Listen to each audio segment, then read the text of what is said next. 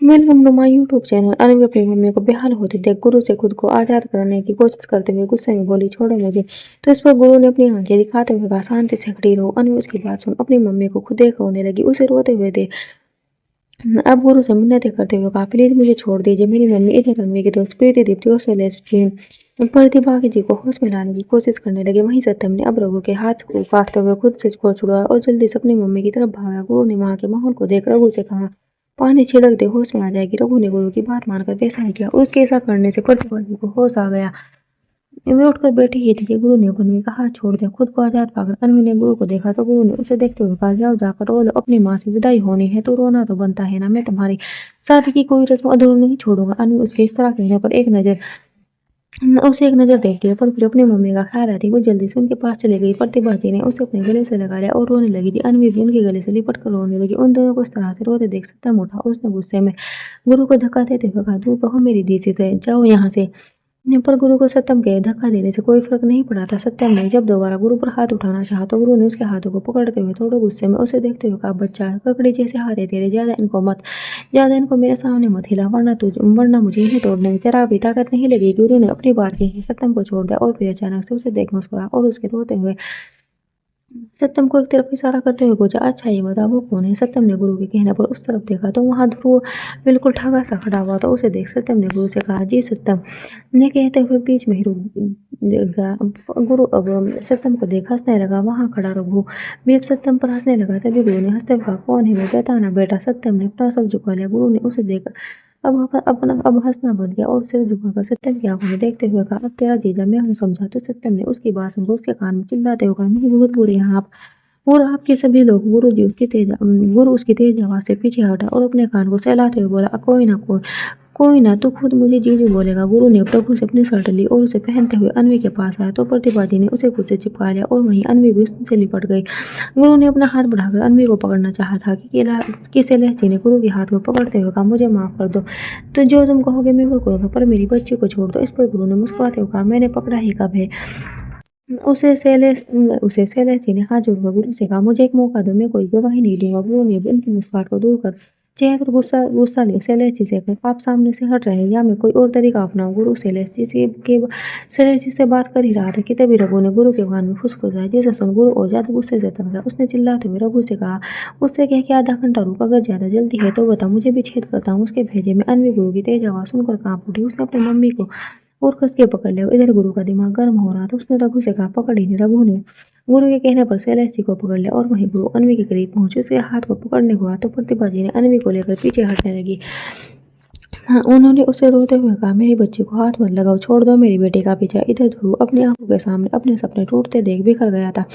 उसका high school से जो सपना था वो आज पूरा होते होते रह गया। वो गुरु को रोकने के लिए बड़ा ही था कि उसकी माँ विशाखा जी ने उसका हाथ पकड़कर उसे रोक लिया। वहीं गुरु अब तक ड्रामा देखकर खिंचा गया था। उसने गुस्से में अनवी का हाथ पकड़ उसे अपने पास एक झटके में खींच लिया। अनवी ने उसकी पकड़ में छटपटाते हुए कहा, नहीं मैं नहीं जाऊंगी आपके साथ। पर गुरु ने अब उससे कुछ कहने की बजाय उसे उठाकर अपने कंधे पर लाद लिया।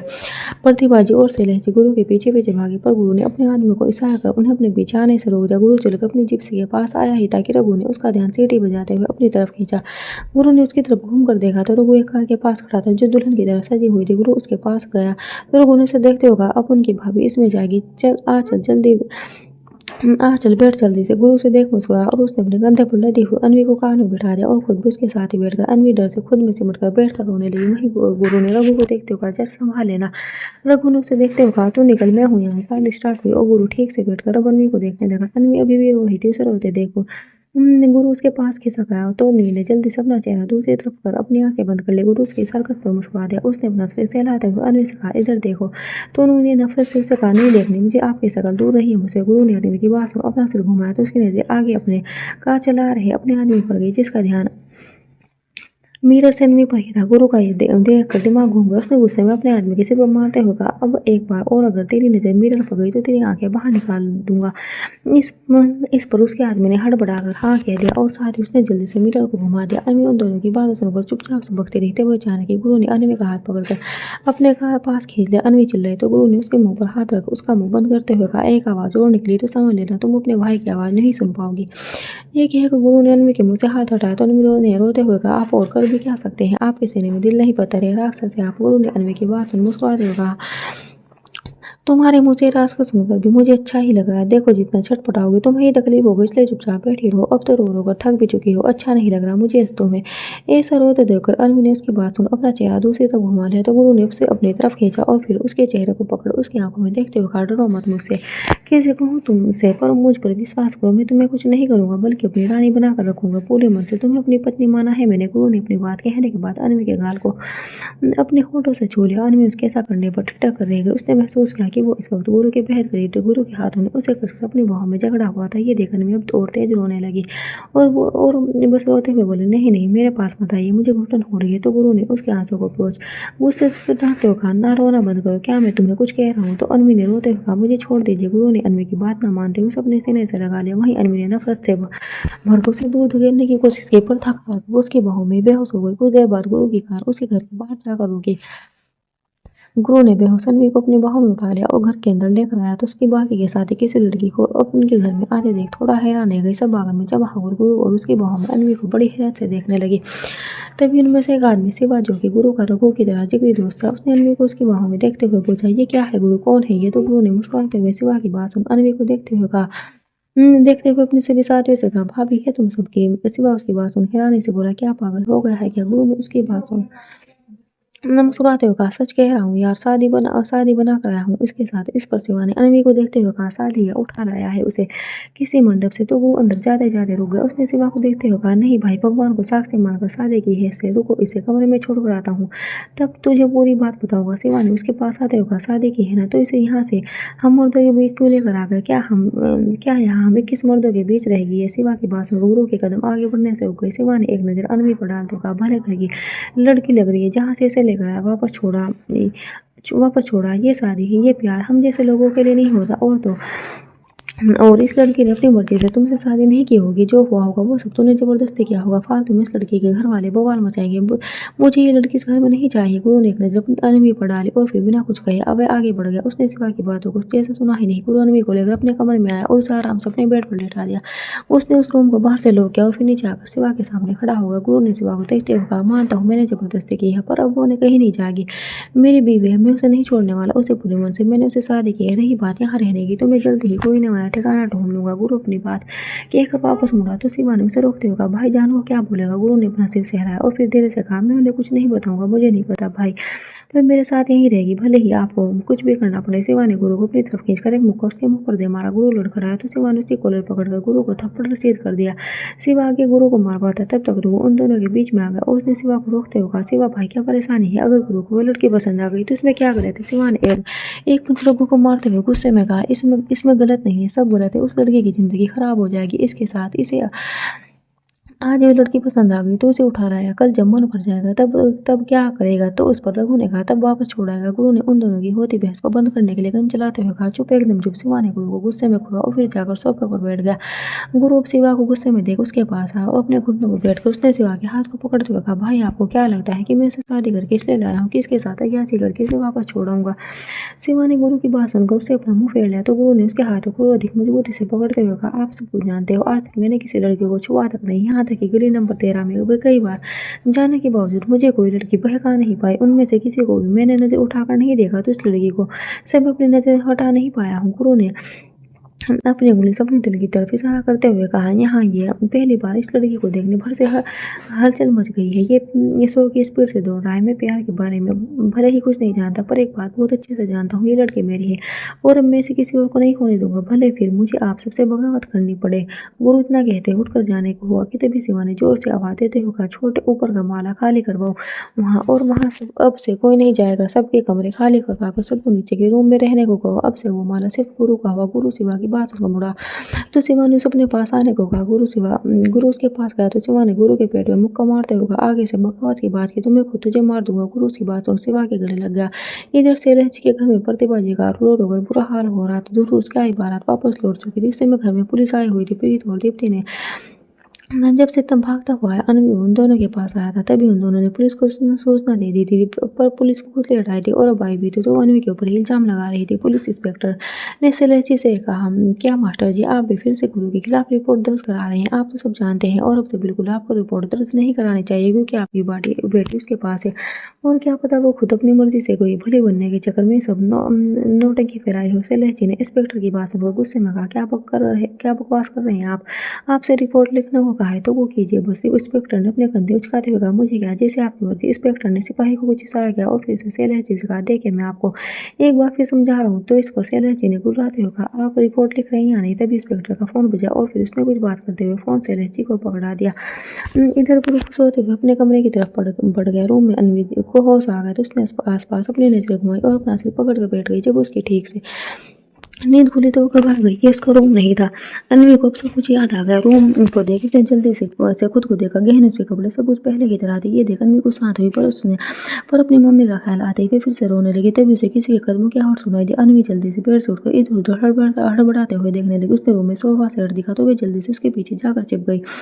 इधर गुरु एक झुटके में दरवाजा खोलकर इस कमरे में आया तो उस कमरे में अनवी कहीं दिखाई नहीं दी। वो सीधे जाकर मिरर के सामने खड़ा हो गया। अनवी ने सोफे की ओर से झांकते हुए देखा कि कमरे में आया कौन है तो उसे कुछ समझ नहीं आया क्योंकि गुरु की पीठ उसकी तरफ थी। अनवी ने धीरे से खिसकते हुए भागने का सोचा कि तभी उसे जानी पहचानी गुरु की आवाज सुनाई दी। कहाँ जा रही हो? आवाज सुनकर अनवी कांप उठी और एक जगह वहीं रुक गई। वहीं गुरु अब जब उसकी तरफ मुड़ा तो अनवी उसकी आंखों में देखते हुए डर से खिसकते हुए एक जगह वॉल से सट गई। गुरु जाकर पेड़ पर बैठ गया और उसने अपनी उंगली से अनवी को अपने पास आने का इशारा किया। अनवी ने जल्दी से अपना सर नाम हिला दिया। उसे देख गुरु के चेहरे पर एक प्यारी सी मुस्कान आ खिली। उसने अपने बालों में हाथ फेरते हुए कहा, तुम आ रही हो या मैं आऊँ तुम्हारे पास? अनवी ने गुरु की बात सुनी और रोते हुए कहा, मैं आती हूँ। ये कहते हुए अनवी उठी और धीरे से अपना लहंगा संभालते हुए गुरु के सामने आकर खड़ी हो गई। गुरु ने एक झटके में उसका हाथ पकड़कर उसे अपने पास खींचकर अपनी गोद में उठा लिया। अनवी ने उसके सर पर रोते हुए उससे कहा, क्या बिगाड़ा है मैंने आपका? मुझे जाने दीजिए प्लीज, मेरी मम्मी की तबीयत ठीक नहीं है। गुरु ने उसके आंसू को पोंछ कर उससे कहा, मैं खुद तुम्हें तुम्हारी मम्मी के पास लेकर जाऊंगा, पर तुम पहले रोना बंद करो। अनवी को अब गुरु की बात सुनकर गुस्सा आ रहा था। उसने गुरु की गोद छोड़ते कहा, आप खुद घटिया इंसान हैं, आप झूठे हैं, आप बस यहाँ लाकर मुझे कैद करना चाहते हैं और बस अपनी हवस मिटाना चाहते हैं। उसने रोते हुए गुस्से में गुरु पर चीखते हुए कहा, आप एक नामर्द है जिन्होंने एक लड़की के साथ जबरदस्ती शादी की, उसकी फैमिली, उसके भाई, सबको तकलीफ पहुंचाई है। मैं नफरत करती हूँ आपसे, मैं मर जाऊंगी पर कभी खुद को आपके हवाले नहीं करूंगी, आपकी कोई मनसा पूरी नहीं होने दूंगी। ये कहते हुए अनवी रोते हुए वहीं जमीन पर बैठ गई। इधर उसे देख और उसकी बातें सुनकर तो जैसे गुरु का दिमाग खराब हो चुका था। उसने गुस्से में वहां बेड के पास रखे लैंप को उठाया और कांच पर दे मारा। ये देख अनवी ने अपने कान बंद कर लिया। गुरु गुस्से में गुर्राते हुए अनवी के पास आया और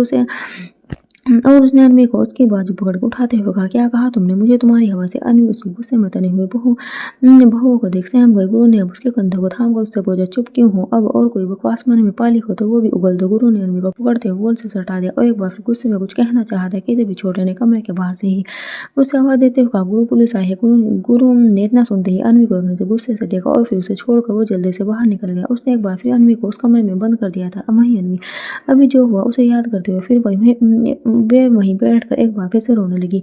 ये क्या हो गया था उसके साथ? यही उसकी समझ से बाहर था। बड़े भारी मन से उसने खुद को ध्रुव से शादी करने के लिए तैयार किया था, लेकिन उसका तो दूल्हा ही बदल गया। अनवी अपनी मम्मी पापा और सत्यम के बारे में सोच कर रो रही थी।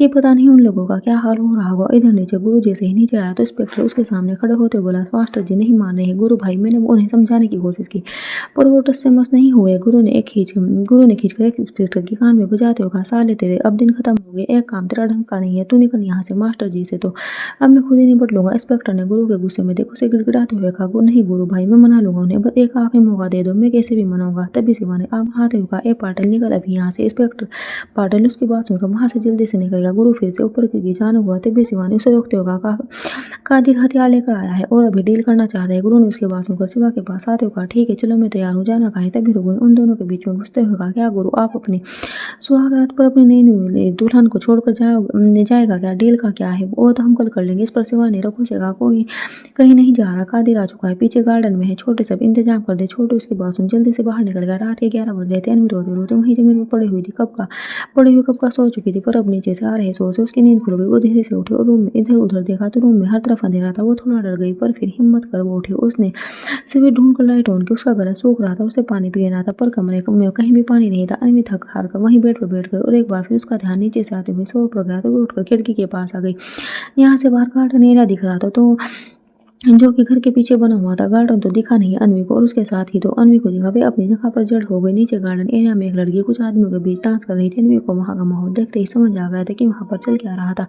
अनवी की नजर अब उन आदमियों में गुरु को ढूंढने लगी। गुरु से वहां कहीं नहीं दिखा और न जाने क्यों ये देख अनवी को अच्छा लगा, पर अगले ही पल उसका चेहरा गुस्से से तमतमा उठा। गुरु वहां से कुछ दूरी पर बैठकर ड्रिंक कर रहा था और साथ ही साथ एक हाथ में सिगरेट थामे हुआ था। अनवी इसे जल्दी से पलट गई। एक बार उसकी आंखों में आंसू भर आए और कि वो कैसे नर्क में आ फंसी है। अनवी ने रोते हुए अपने दिल पर हाथ रखते हुए कहा, क्या गलती की है माँ ने माता रानी जो आप क्या गलती की है मैंने माता रानी जो आपने मुझे इतनी बड़ी सजा दी, क्यों आपने मेरे साथ इतना बुरा किया। अनवी ने कुछ देर तक रोने के बाद अपने आंसू पोंछे। उठते हुए कहा, नहीं अनवी, तू इस राक्षस को जीतने नहीं देने वाली, तो यहाँ से बाहर जरूर निकलेगी। कुछ सोच अनवी, कुछ सोच। सो खुद से बातें करते हुए अनवी पूरे रूम में इधर उधर घूमने लगी कि शायद उसे कोई रास्ता मिल जाए और वे वहां से निकल जाए। उसे ढूंढते हुए एक बंद दरवाजा मिला जिसे खोलकर वे रूम से बाहर निकली तो देखा ये बालकनी थी। अनवी ये देख खुश हो गई। उसने जल्दी से नीचे देखा तो उसका चेहरा उतर गया। उसने वहीं बालकनी में बैठते हुए कहा, ये तो बहुत ऊंचा है।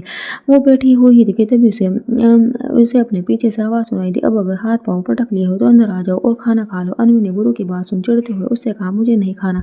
तो गुरु ने कहा, गुस्सा तो मुझे भी तुम पर बहुत आ रहा है और मैं शांत हूं ना, तो फिर तुम्हारी क्या परेशानी है। अनवी ने उसके सामने खड़े होकर उससे कहा, आप ही मेरी परेशानी। आप के मेरी जिंदगी में आने से पहले तक सब ठीक था और आपके आने से सब खराब हो गया। जिस तरह के आदमी है ना आप, ये सब सोचते हुए घिन आती है मुझे आपको देखकर। गुरु बनवी की बातों को सुन उसके करीब बढ़ा तो अनवी उसे देख पीछे हटने लगी, पर गुरु ने उसे एक झटके में पकड़कर अपनी बाहों में उठा लिया और उसे ले जाकर रूम में बेड पर बिठाते हुए कहा, जैसा सोचना है जो सोचना है सोचो, पर सच्चाई ये है कि अब मैं तुम्हारा पति हूँ। तो उर्मी ने उसे देख नफरत से कहा, मैंने आपको अपना पति नहीं माना, जो भी है वो ये सच्चाई है कि मैं आपकी बीवी नहीं। अनवी की दिन भर की बातें और अब ये सब सुनकर दोनों का दिमाग गर्म हो चुका था। उसने गुस्से में अनवी के जबड़े को पकड़ते हुए कहा, अगर अब एक बार भी तुमने कुछ कहा तो जुबान खींच लूंगा। शांत हो तो कुछ भी बोलोगे नहीं मानना मुझे अपना पति मत मानो, पर मैं तुम्हारा पति हूँ, ये सच नहीं बदलेगा। गुरु ने अम्मी को गुस्से में कहा, और क्या कहा था कि मुझे तुम्हारी हवस है, अगर हवस होती तो तुम मेरे बिस्तर पर मेरे नीचे लेट रही होती, ना किस तरह मुझसे लड़ रही होती। इसलिए अगर दोबारा ये बात कही तो फिर मुझे भी नहीं पता कि मैं क्या करूंगा। और अब मुझे तुम्हारे मुंह से आवाज सुनाई नहीं देनी चाहिए, वरना समझ लेना कि मैं तुम्हारे घर वालों के साथ क्या करूंगा। गुरु ने ये सब कहने के बाद अनवी को छोड़ दिया और एक एक कर उसके कानों के झुमके निकालने लगा। वहीं गुरु के अनवी के कानों को छूते ही अनवी सहर गई। वो फिर भी वो हिलने डुलने की बजाय गुरु की धमकी सुन शांति से खड़ी, मगर गुरु के छूने से उसका दिल जोर शोर से धक धक करने लगा था। वो उसे कुछ अजीब ही लग रहा था, जो कि उसने आज से पहले कभी महसूस नहीं किया। अनवी को आज से पहले कभी किसी लड़के ने छुआ तक भी नहीं था, और वो भी इतना करीब होकर तो कभी नहीं। ध्रुव ने भी उसे बस उसके एंगेजमेंट वाले दिन उसके हाथ को पकड़ा था, पर गुरु का छूना तो जैसा अलग ही था। अनवी शान से बैठी हुई बस जो गुरु कर रहा था उसे करने दे रही थी। गुरु ने उसकी सारी ज्वेलरी निकाल कर अब उसका दुपट्टा भी निकाल दिया था। उसे ऐसा करते हुए देख अनवी अब होश में आ गई थी। उसने घबराते हुए गुरु से पूछा, ये आप क्या कर रहे हैं। तो गुरु ने इस पर मुस्कुराते हुए बोला, तुम्हारी मदद कर रहा हूँ। गुरु का अगले ही पल मूड बदलते देख अनवी थोड़ी हैरान हो गई। उसने देखा कि गुरु ने ड्रिंक की थी, पर फिलहाल उस अपने सामने खड़े गुरु को देख ऐसा बिल्कुल नहीं लग रहा था कि वे नशे में। पर उसकी हरकतों को देख अनवी अब समझ गई थी कि गुरु उसके साथ क्या करने की सोच रहा है। ये सोचकर अनवी के हाथ पैर कांपने लगे थे। तभी गुरु ने उसके हाथ को पकड़कर उससे कहा, ओ मेरे साथ। अनवी ने घबराते पूछा, कहाँ ले जा रहे हैं। मैं कहीं नहीं जाऊंगी। तो इस पर गुरु ने उससे चिढ़ते हुए कहा, तो क्या पूरी रात इस भारी भरकम लहंगे में सोने वाली हो। अनवी उसकी बात सुन धीरे से बोली, तो और कोई कपड़े नहीं है मेरे पास। गुरु ने अब उसे अपने साथ ले जाते हुए कहा, इसलिए तो कह रहा हूँ चुपचाप चलो मेरे साथ। गुरु अनवी को अपने कमरे से बाहर निकालकर थोड़ी दूर पर बने वॉशरूम के पास लाते हुए बोला, ये वॉशरूम है और इसी में तुम्हारे लिए कपड़े हैं, चेंज कर लो, मैं यहीं बाहर खड़ा हूँ। अनवी ने उसकी बात सुनकर कुछ नहीं कहा और जल्दी से बाथरूम के अंदर चली गई। अनवी बाथरूम से बाहर निकल कर आई तो गुरु बस उसे एकटक देखता रहा। लाल कलर के सिंपल पटियाला सूट में वह बिना मेकअप के गुरु को और भी ज्यादा खूबसूरत लग रही थी। अनवी बहुत खूबसूरत थी और जब मेकअप हट चुका था तो उसका असली चेहरा गुरु के सामने था। उसकी बेदाग साफ कोमल त्वचा और भी ज्यादा साफ और निखरी हुई लग रही थी। वो उसके करीब आया और उसने अनवी के खुले लंबे बालों को छूते हुए पूछा, इतनी देर क्यों लगा दी बाहर आने में। अनवी ने उसे अपने बालों को छुड़वाते हुए कहा, लहंगा बदलने में समय लग गया। गुरु ने उसकी बात सुनने एक बार फिर उसे देखा और फिर से उसका हाथ पकड़कर उसे अपने साथ रूम में वापस ले आया। अनवी अब तक शांत थी। उसे इस समय समझ नहीं आ रहा था कि वो कैसे रिएक्ट करे, क्या करे। गुरु ने उसका हाथ पकड़ उसे बेड पर बिठा दिया, कहा, पहले खाना खाओ उसके बाद। अनवी ने झट से पूछा, उसके बाद। गुरु ने उसकी बात सुन उसे आंख मारते हुए कहा, उसके बाद क्या, हमारी सुहाग रात है तो वे मनाएंगे। ये सुन अनवी जल्दी से खड़ी हो गई। उसे लगा ही था कि शायद गुरु उसके घर वालों से बात कर गया, पर उसकी सोच से लग गुरु तो कुछ और ही सोच कर बैठा था। अनवी ने उससे दूर जाते हुए कहा, मेरे पास आने की सोचना भी बस, मैं आपको अपना पति कभी नहीं मानूंगी और मैं आपको खुद को छूने तक का हक भी नहीं दूंगी। अनवी की बातों को सुन गुरु का चेहरा एक बार फिर गुस्से से कठोर हो गया। उसने अनवी के पास पहुंचकर उसे अपनी गोद में उठाया और उसे ले जाकर बेड पर पटक दिया और उसके ऊपर आते हुए बोला, गुरु ने हक मांगना नहीं छीनना सीखा है और तुम्हें तो छूने का पूरा हक है मुझे। ये कहते हुए गुरु अनवी पर झुका तो अनवी ने दूसरी तरफ अपना चेहरा करते हुए उससे कहा, आपको हक छीन कर नहीं मिलेगा, क्योंकि आप ने मांगना सीखा ही कहा है, छू लीजिए मुझे, कर लीजिए अपने होश को पूरा, सबके सामने रुसवा तो कर ही दिया है, अब ये जिद भी पूरी करके मार दीजिए मुझे। ये कहते हुए अनवी एक बार फिर से रोने लगी। उसे बिलखते दे उसने कहा, रोज तिल तिल कर अब आपके हाथों से मरने से अच्छा है कि आप मुझे एक ही बार में मार दे। नहीं देख सकती मैं आपकी शकल, नफरत है मुझे आप जैसे घटिया इंसान से। ये कहते हुए अनवी चुप हो गई, पर उसका रोना बंद नहीं हुआ था। इधर अनवी किसी को सुन जैसे गुरु के दिल में एक दर्द सा उठा। उसे आज वो जो पसंद आया था उसने पाकर ही दम लिया था, फिर भले ही उसे बेचैन कहीं मिला हो। यह हक से अनवी भी उसे पसंद आई, जिसे उसने उसके घर वालों से छीन लिया था। पर इस बार उसकी पसंद शोर मचा रही थी, वो उसके पास रहना नहीं चाहती थी, और ये बात गुरु को बहुत कर रही थी। उसने रोते देख गुरु को अच्छा नहीं लग रहा था। गुरु ने एक नजर अनवी को देखा, जो कि उसके नीचे दबी हुई थी। वह समय उसके नीचे पूरी तरह छुप चुकी थी। उसे बहुत भी अधिक रोते देख गुरु उसके ऊपर से हट उसके साइड में लेट गया। कुछ देर तक अनवी रोती रही, वहीं गुरु शांति से उसे देखता रहा।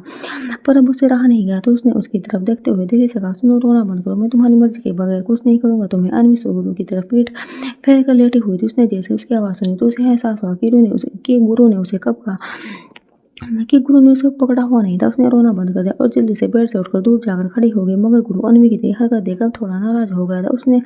उसने थोड़ा सख्ती से अनवी को कहा, क्या हुआ, तुम्हें इधर आओ। तो अनवी ने अपना सिर हिलाते हुए कहा, मैं आपके पास नहीं आऊंगी। गुरु उसकी बात सुनकर उठकर बैठ गया और बेड से टिकते हुए बोला, तो इसका मतलब तुम चाहती हो कि मैं तुम्हें एक बार फिर अपनी गोद में उठाकर बेड तक लेकर आऊं। अनवी ने उसकी बात सुन जोर से सिर हिलाते हुए कहा, नहीं नहीं, मेरे कहने का मतलब है कि मैं आपके साथ इस रूम में नहीं रहना चाहती। तो गुरु ने कहा, मुझे लगता है मुझे तुम्हारे पास आना ही पड़ेगा। उसकी बात सुन और उसे उठकर देखा, भी जल्दी से उसके पास आ गई। वहीं गुरु की बात उसकी हरकतों को देखकर वो शांत हुआ और हंसने लगा।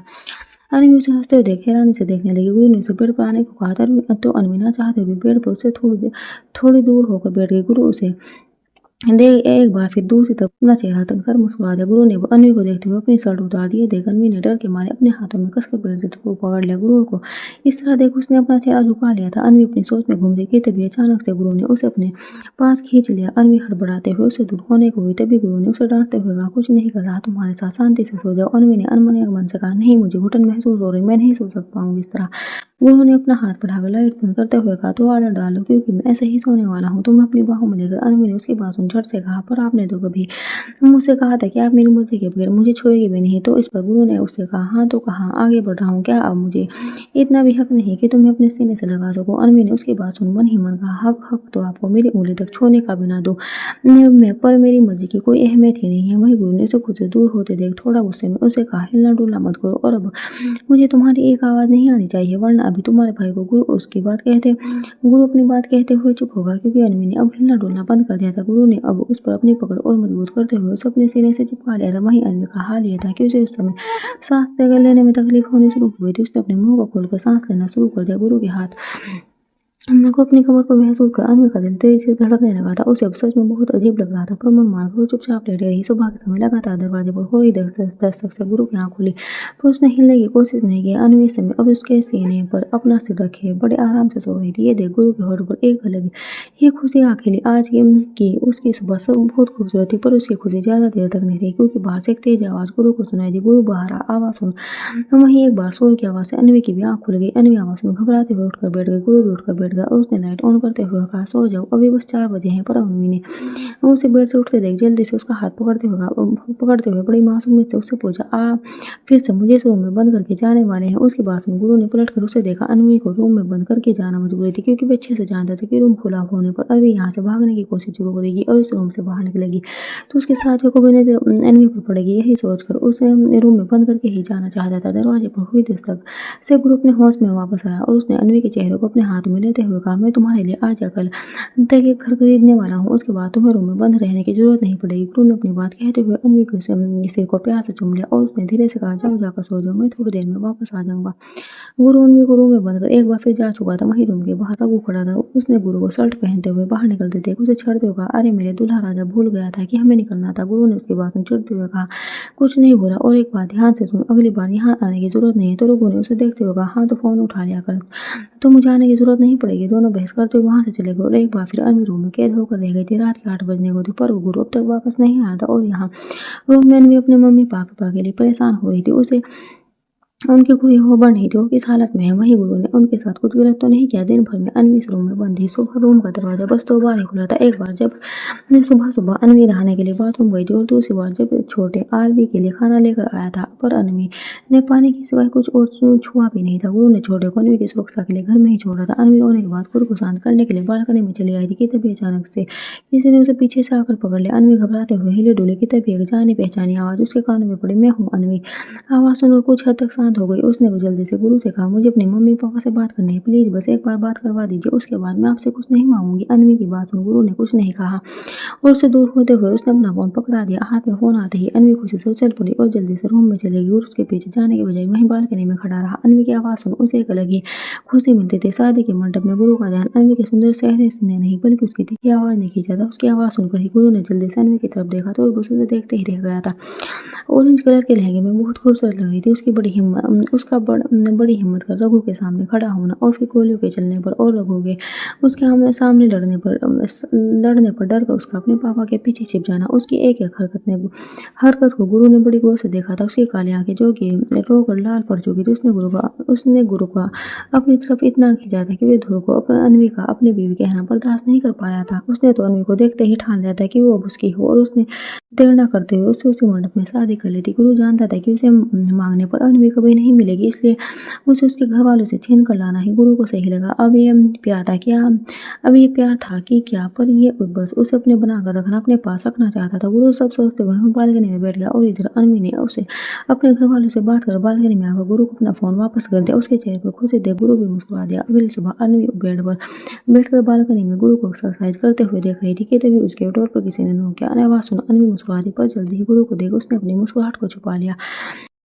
इधर गुरु ने जब दरवाज़ा खोला तो सामने छोटा खड़ा था। उसने मुस्कुराते हुए गुरु से कहा, "13 साल आया है अपनी दीदी को पग फेरे की रस्म के लिए लेने।" गुरु ने अपने पसीने को तौलिए से पोंछते हुए कहा, "क्या कहा?" गुरु के पूछने पर एक बार फिर छोटे ने उसे बताया कि अन्वी का भाई उसे लेने आया है। गुरु ने एक नज़र अन्वी को देखा और फिर छोटे से कहा, "उसे ऊपर भेज दे।" छोटे ने हाँ कहा और फिर वहाँ से दिलाया। गुरु ने एक बार फिर अन्वी को देखा और उसे अपने पास आने का इशारा किया। अन्वी उठी और उसके पास चली आई। वो सोकर उठी इस वजह से उसके बाल बिखरे हुए थे। तो गुरु ने उन्हें ठीक करते हुए उससे पूछा, "ये पग फेरा क्या होता है?" अन्वी ने कुछ बोलने से पहले उसके हाथ को खुद से दूर किया, पर ये देख गुरु गुस्सा आ गया और उसने उसकी कमर को पकड़ उसे अपने करीब खींचते हुए, "अब बताओ।" अन्वी ने अपने दोनों हाथों को अपने सीने से लगाए, अपना चेहरा उठाकर गुरु को देखा और फिर जल्दी ही अपनी नजर झुकाकर उससे बोली, "शादी के बाद रस्म होती है जिसमें लड़की अपने मायके जाती है।" गुरु ने उसकी बात सुनकर जल्दी से कहा, "अच्छा, तुम्हारे घर वाले तो इस शादी को मानते ही नहीं है, तो फिर काहे की रस्म, कहीं नहीं जा रही हो तुम?" अन्वी का उसकी बात सुन मुँह छोटा सा पड़ गया। उसने धीरे से हिम्मत कर अपनी बात गुरु से कही, "प्लीज जाने दीजिए, अगर आप जब चाहे मुझे वापस ले आना।" गुरु ने उसे देखते हुए कहा, "पर मैं तो तुम्हें जाने ही नहीं देना चाहता।" अन्वी ने उसकी बात सुन और रोनी से तुरंत बना ली। वो कुछ कह पाती थी, उसे सत्यम की आवाज़ सुनाई दी, "दीदी।" उसकी आवाज़ सुन गुरु ने अन्वी को छोड़ दिया और एक नज़र उस पर डालकर सत्यम की तरफ बढ़ गया। गुरु ने दरवाजे पर खड़े सत्यम को बुलाते हुए कहा, "अंदर आ जा।" सत्यम डरते हुए अंदर आया, पर जब उसने अपनी दीदी को देखा तो जल्दी से जाकर अन्वी के गले लग गया। वहीं गुरु उन दोनों को देख मुस्कुराया और बाहर निकल। कुछ देर तक अन्वी और सत्यम ने बातें की। तब तक गुरु सत्यम के लिए चाय समोसे का नाश्ता लेकर आ गया। उसने बेड पर बैठे सत्यम को अपने पास बुलाते हुए कहा, "आओ साले साहब।" सत्यम खाने का बहुत शौकीन था और उसकी उम्र भी ज़्यादा नहीं थी, उसकी तो समझदारी भी कम ही थी। वह समोसे देखकर भी खुश होकर और सब भूलकर उठने को हुआ, तभी अन्वी ने उसे पकड़ते हुए गुरु से कहा, "नहीं, वो ये सब नहीं खाता। आप ये सब छोड़िए, सत्यम आपसे कुछ कहना चाहते हैं।" गुरु ने टेबल पर नाश्ता लगाते हुए कहा, "हाँ तो पूछो, किसने रोका है?" और रहा खाने का सवाल, तो इसे देखकर तो मैं कह सकता हूँ कि तुम सबके हिस्से का भी खाना खा सकता है। तो ये तो 4-5 समोसा ही। आओ साले साहब, ये समोसे मैंने नहीं बनाए और नहीं मैंने इनमें जहर मिलाया है, तो टेंशन फ्री होकर खाओ। सत्यम ने गुरु की बात सुन अन्वी को देखा तो अन्वी ने उसे आंखें दिखा दी। सत्यम चुप होकर बैठ गया। ये देख गुरु ने सत्यम के पास आया और उसने सत्यम का हाथ पकड़ उसे सोफे पर बैठाया था। सत्यम ने अन्वी को देखा और फिर गुरु को। उसने समोसे देखते हुए गुरु से पूछा, "आप ये समोसे खिलाकर मुझे नहीं मारने वाले?" गुरु उसकी बात सुन हँसते हुए बोला, "अरे नहीं यार, अब तो तुमसे रिश्तेदारी हो गई, मैं क्यों तुम्हें मारूंगा?" सत्यम ने गुरु को देख खुश होते हुए कहा, "सच? मतलब अब आप पापा को भी नहीं मारेंगे?" गुरु ने नाम में से हिला दिया तो सत्यम ने समोसा उठाते कहा, "ठीक है, तो फिर मैं समोसा खा लेता हूँ।" सत्यम को खाते देख अन्वी परेशान सी वापस बेड पर बैठ गई। उसका भाई किसी काम का नहीं था, जहाँ खाना देखा बस वहीं ढेर हो जाया करता था। इधर गुरु ने उसके पास बैठते उससे पूछा, "हाँ तो बताओ, क्या पूछना चाहते हो तुम?" सत्यम ने में खाते हुए उससे कहा, यही कि मैं क्या आज के लिए दीदी को अपने साथ ले जाऊँगा और वापस छोड़ जाऊँगा। गुरु ने उसकी बात सुनी। थोड़ी देर चुप रहने के बाद अचानक से उठते हुए कहा, ठीक है जाओ, रेडी हो जाओ। ये सुन अनवी मन ही मन खुशी से झूम उठी, पर उसने गुरु के सामने कोई हरकत नहीं की और चुपचाप रूम से निकल वॉशरूम की तरफ बढ़ गई। गुरु सत्यम को खाता छोड़ अनवी के पीछे पीछे चला गया और उसने अनवी को रोकते हुए थोड़े गुस्से में उखड़कर उससे कहा, अपने कपड़े साथ कपड़े लेती जाओ कि मायके जाने की खुशी में होश ही उड़ गए हैं तुम्हारे। अनवी उसकी बात सुनकर रुक गई और उसने धीरे से कहा, वो मैं भूल गई थी। गुरु ने कुछ नहीं कहा और बाथरूम के बगल में बने रूम में जाकर एक साड़ी उसको निकाल कर दे दी और उसे रूम की तरफ इशारा करते हुए कहा, नहाने के बाद इस रूम में रेडी हो जा लेना। अनवी ने उसकी बात सुनकर बस अपना सिर हिला दिया। नहाकर तैयार होकर अनवी रूम से निकल कर आने को हुई कि तभी गुरु अंदर चला गया। उसने एक नजर अनवी पर डाली और फिर बिना कुछ कहे ड्रेसिंग टेबल की तरफ बढ़ गया। अनवी चुपचाप खड़ी उसकी हरकतों को देख रही थी कि तभी गुरु ने अचानक से उसकी मांग भर दी। गुरु ने उसके गाल को सहलाते हुए उससे कहा, आइंदा से इसे भूलना मत। अनवी ने हाँ में से हिला दिया। कहीं ऐसा नहीं था कि उसने जानबूझकर ये किया था। सच में उसके दिमाग में सिंदूर का ख्याल ही निकल गया था। अब तो बस वो यहाँ से जाने के लिए खुश होते हुए जल्दी से तैयार हुई थी। गुरु और अनवी वापस रूम में आए तो सतम खा पी कर आराम से पेड़ पर लेटा हुआ था। उसे देख अनवी ने अपना मुंह सिकोड़ लिया। वो गुस्से में उसके पास आई और उसने उस पर लगभग चिल्लाते हुए कहा, उठो मोटू, हमें चलना है। सत्यम को देख इस बार गुरु कैसे छूट गई। उसने सत्यम की हालत को देख अनवी से कहा, उठाओ इसे, मैं छोड़ाऊंगा तुम दोनों को। तो अनवी ने झट से कहा, नहीं पापा ने पहले से ही कोई बुक कर दी है, आप परेशान मत होइए। घर में शिवा ने अनवी को जाते देख लिया था। उसने गुरु से कहा, ये क्या है, तुझे क्या लगता है अब वो वापस आएगी? इस पर गुरु ने मुस्कुराते हुए उससे कहा, बिल्कुल आज ही वापस आएगी। गुरु ने बाहर निकलते दोनों भाई और बहन को देखते हुए धीरे से कहा, अब ये जब तुमने सोच लिया तो तुम्हें मेरे साथ खेलना है तो बस अब देख खेलते हैं, मजा आएगा बीवी तुम्हारे साथ खेलने में। इधर अनवी और सत्यम शांति से वहां से निकल गए थे। बाहर के निकलते ही अनवी ने सत्यम को डांटते हुए कहा, किसी काम के नहीं हो तुम, बस मन भर के खाना खाते रहो, अब जल्दी चलो। मुझे अच्छे से पता है कि इतना शांति से उन्होंने हमें जाने दिया है तो जरूर उनकी नजर हम दोनों पर होगी। बस एक बार मुंबई से निकल जाए फिर कभी पीछे मुड़कर नहीं देखेंगे। सत्यम ने चलते चलते अनवी से कहा, दीदी आप टेंशन मतलब ध्रुव भैया ने सब सेट कर दिया है।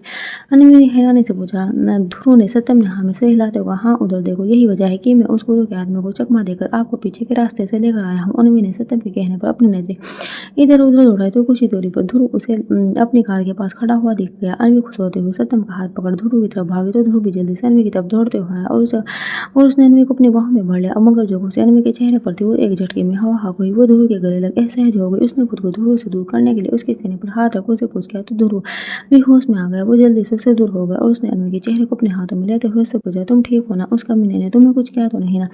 अनवी ने उसके हाथों को अपने चेहरे से हटाते हुए उससे कहा, मैं ठीक हूँ, अब चलो यहाँ से। ध्रुव ने उसकी बात सुन जल्दी से उसका हाथ पकड़ा और आगे बढ़ते हुए कहा, हाँ चलो चलो। ध्रुव आगे बढ़ा पर उसे महसूस हुआ कि अनवी अपनी जगह से हिल ही नहीं रही थी। ध्रुव ने पीछे मुड़कर देखा तो एक जोरदार मुक्का उसकी नाक पर जा लगा। बीवी ये बहुत गलत किया है तुमने।